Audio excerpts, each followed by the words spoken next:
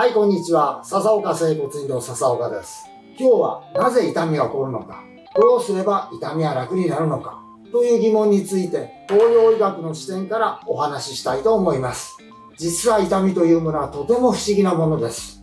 同じような怪我や病気でもものすごく痛がる人もいれば、本当に大丈夫なのですかと思うほど平気な人もいます。また周りから見れば大したことがないように見えたり、病院で受診しても何の異常も見つからないのに、線維筋痛症のような本人にとっては耐え難い痛みでもあることもあります。つまり痛みの本当の強さは本人にだけわかるというものなのです。そしてもう一つ大切なことがあります。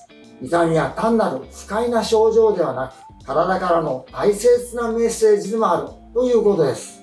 時には大きな病気のサインであることもありますから、痛みを軽く考えてはいけないということになります。では、東洋医学では痛みをどのように考えているのでしょうか。東洋医学には普通即痛という言葉があります。これは通らない、通じなければ痛みとなるという意味です。痛むという文字をご覧ください。この文字の中には、通る、通うという文字が入っています。昔の中国の人たちは、通るべきものが通らなくなった状態が痛みであると考えたのではないでしょうか。では何が通るのでしょうか。東洋医学ではそれを気というエネルギーと血液と考えています。気血の巡りが良ければ健康を保ちやすくなりますが、巡りが悪くなると肩こりや腰痛、膝の痛みなど様々な不調が現れると考えられています。この画像は腰の椎間板ヘルニアですが、ヘルニア状態になると気血が流れなくなってしまいます。では、どのような時に気血は流れるのでしょうか。水道のホースを想像してみてください。ホースがまっすぐ伸びていれば、水はスムーズに流れます。しかし、途中で折れたりねじれたりすると、水は流れにくくなります。ひどくなると流れは止まってしまいます。人間の体もこれと似ていると考えます。姿勢の乱れや身体の歪み、筋肉の緊張などによって体が凝り固まると気血の流れが悪くなります。また、現代医学的に考えれば、血液やリンパ液の循環が悪くなった状態と重なる部分もあるでしょう。流れの悪くなった川に泥やゴミが溜まるように、体の中でも老廃物や余分な水分が溜まりやすくなります。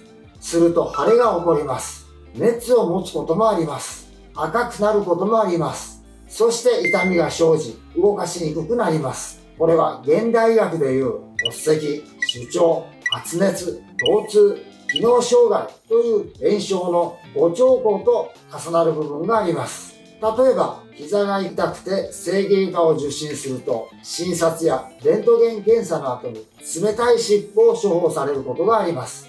なぜ冷やすのでしょうか。それは膝に熱があり、炎症が起きているからです。東洋医学的に言えば、その部分の気血の流れが滞っている状態とも考えられます。もちろん、東洋医学と現代医学は考え方も言葉も違います。しかし、流れが悪くなると不調が起こるという点では共通する部分があるように思います。では、どうすれば痛みは楽になるのでしょうか。普通即痛に対して通即不通という考え方があります。これは通れば、通えば、痛まずという意味です。